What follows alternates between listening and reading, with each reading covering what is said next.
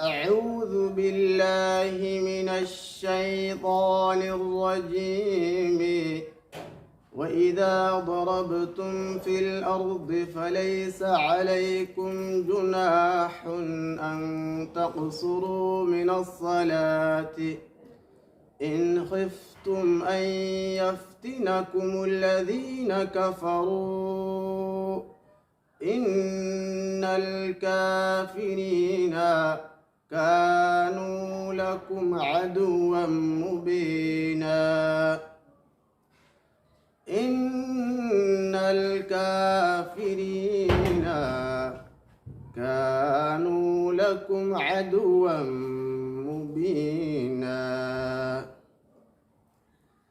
وإذا كنت فيهم فأقمت لهم الصلاة فلتقم طائفة منهم معك وليأخذوا أسلحتهم فإذا سجدوا فليكونوا من ورائكم ولتأت طائفة أخرى لم يصلوا فليصلوا معك وليأخذوا حذرهم وأسلحتهم.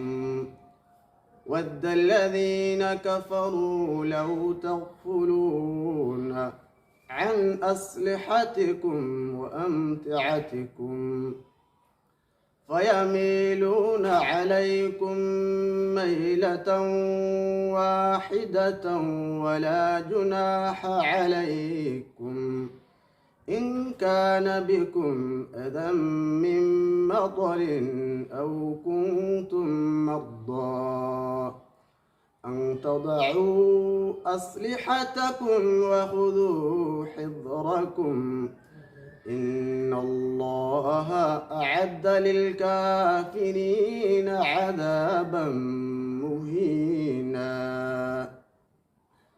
فإذا قضيتم الصلاة فاذكروا الله قياما وقعودا وعلى جنوبكم فإذا اطمأننتم فأقيموا الصلاة إن الصلاة كانت على المؤمنين كتابا موقوتا.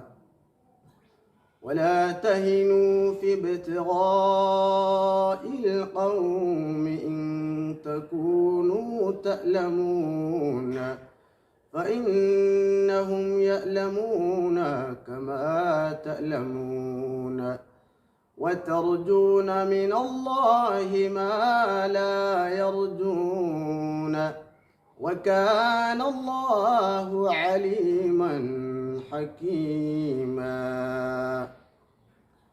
إنا أنزلنا إليك الكتاب بالحق لتحكم بين الناس بما أراك الله ولا تكن للخائنين خصيما. صدق الله العظيم.